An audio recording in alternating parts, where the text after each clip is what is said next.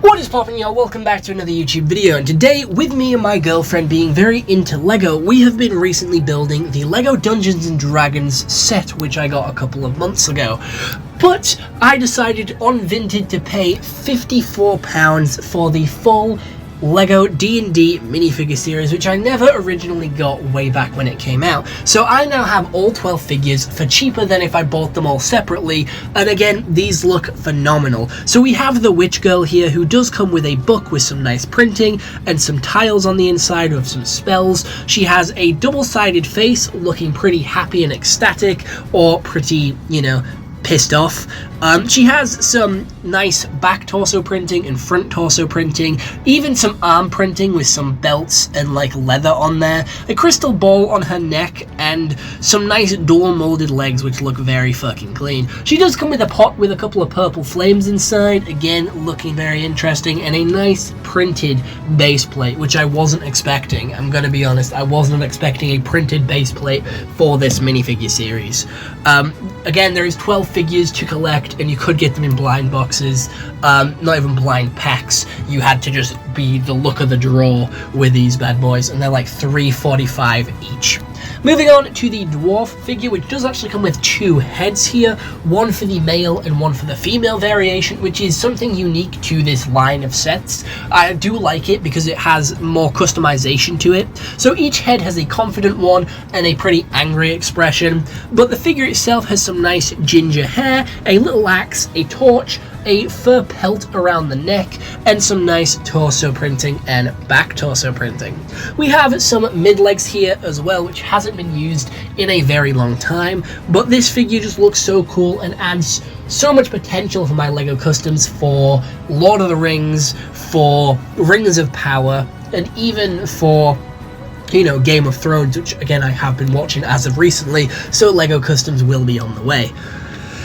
It isn't my favourite character in the wave though. Moving on to the Eagle character, who is using a headpiece from the LEGO video set and does come with a baby dog.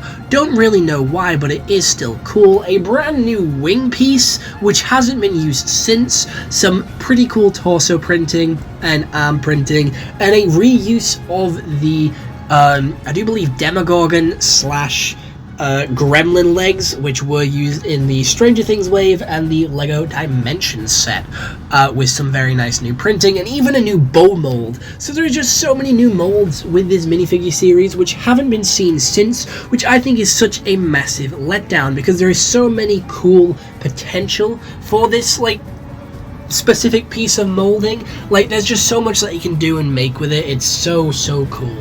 Other than that, again, it's not the best figure. It's still alright, but one of my favorite figures is here, however, which is a druid with a very cool hard plastic hood with branches coming off it. Again, this is another figure with a male and female headpiece with the angry and confident expression. It does come with a dual-sided cape as well, which is a hard sort of card with the brown on one side and green on the other. She comes with a little bird and a staff there, with some nice short legs being dual molded and some nice printing on the torso as well. Honestly, again, these figures on the big set add so much to the world building, and again, there's just so much potential for customs with these pieces. And again, I remember having these boxes sold out completely in every one of the shops I went to, so I never actually managed to get my hands on any of these. We then have one of the villains from D&D. I'm not too familiar with D&D lore. I know my friends play it, I know it from Stranger Things. I do want to get into it, and I have played Baldur's Gate. I'm playing it on the channel, so you can go watch it for yourself. And I have played Skyrim and The Witcher, so I know some aspects of Middle Earth and D&D, but this figure has a brand new sort of helmet piece here, a plain black head, some nice torso printing, and some nice skirt printing here, and even has some printing on the weird black translucent cube that she's got hold of. I'm not too sure what that is actually supposed to be, but it looks important and it looks very mystical and magical. And also a brand new cape piece which has the segments to it, which again looks very clean, not gonna lie. But yeah, again, I'm just very happy to actually finally own these because there is some really good exclusive figures to this wave with some really nice printing, which I've always wanted. I've just never able to get my hands on because it's been constantly sold out. Moving on to the next figure here, which is one of the better ones of the wave. This guy, who is my favorite of the series, who has some very nice back torso printing, dual molded legs, a little eyeball piece on his staff, and a male and female headpiece with a happy and angry expression on each. They also have molded ears into their hairpiece, which again looks really cool, and is one of the very few yellow skin tones that we see throughout this series, which I think is very interesting. Also a brand new knife mold, which looks very clean, I'm not gonna lie, but this is like a mage, a wizard, and another race from D&D, and I like that this minifigure series spans all the different classes, all the different species and races, so then you can build your own character and make a custom, which I think is really cool. We then have a bard here who is part elf, who has a very happy expression on one side of the minifigure head, and then on the other one it is a singing expression. They come with a blade, a very nice new color for the neck thing, in this hot pink. We have some nice torso printing, some more dual molded legs, a brand new printed banjo, and a brand new hairpiece, again with another sort of hair ear combo going on there. And again, it is just a very clean minifigure. I like the color scheme, the blue, the white, and the pink. It goes nice, it works well. And again, bards are very, very good classes in D&D. I think they are some of the funnier characters, especially in Vox Machina. He is a pretty good one. Also, The Witcher is a very good one. Moving on to the Mind Flare here, which does come with a little brain companion, which is a brain with legs, which is a dual molded piece here as a pet, but we have a brand new sculpted head there, which looks pretty cool. A nice torso piece with a skull on the front, some nice sort of printing on the dress there, which would go well on a custom for maybe Emperor Palpatine. Not gonna lie, I think this would be a nice custom in terms of leg piece, but we have some nice armor there on the shoulders. But this is definitely a sort of different approach than what Stranger Things went for, and is much more lore accurate to Dungeons and Dragons, which I think is the better one. Personally, I'm not too sure who this next one is, but it is a vampire character. I do believe this is the same one that everyone was theorizing Eddie would be. In Stranger Things, I'm gonna be honest, it looks pretty cool. He has an angry facial expression, a pretty confident facial expression, even a printed cape on the back of the torso there, some dual molded legs, and a chalice, and a pretty cool looking sword, some dual molded arms, and even a little rat buddy, which is a new print to give it red eyes, which I do think is really, really cool. Honestly, another one of my favorites from the show.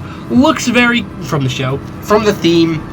Looks very clean, and again, it's the only vampire that we actually get in the wave of sets. However, the hair does fuck with the cape a little bit, I will be honest. The cape is like one of the card capes, so the hair does flatten it a little bit and does cause it to scrunch. That's my only issue with this, but honestly, it's a clean figure other than that, and definitely one of the better ones out of the series. Moving on to my absolute favorite one, and one which I wanted to make customs for Malevola from the Dispatch game, and then I also wanted it to make a couple of customs from Fortnite as well, but this is just such a clean one. I also wanted it to make a custom of that Baldur's Gate character, because of the devil tail, the devil horns, and the hair. The orange face piece looks really clean, and you can see on the headpiece where the horns actually connect to the face. And again, it is a male and female variant with some nice purple outfits, a red dragon, some pink powers, and just a very clean figure overall. I like the angry expression, I like the confident expression on both the versions. but this is by far one of my favorite figures from the entire wave, so I'm very happy to have it here. Again, the torso printing and arm printing is peak, but this is going to be used for so many LEGO customs, I genuinely cannot wait.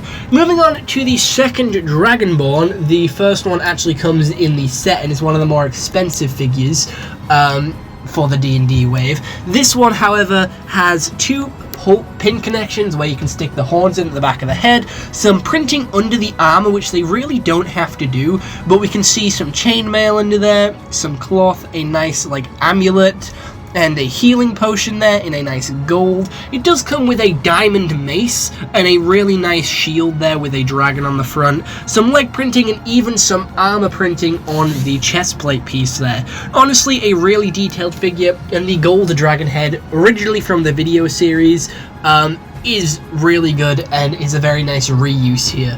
I do like this headpiece. It is very cool. Like, this whole figure is, again, at least my third favorite in the entire, like, series. It is one of the best.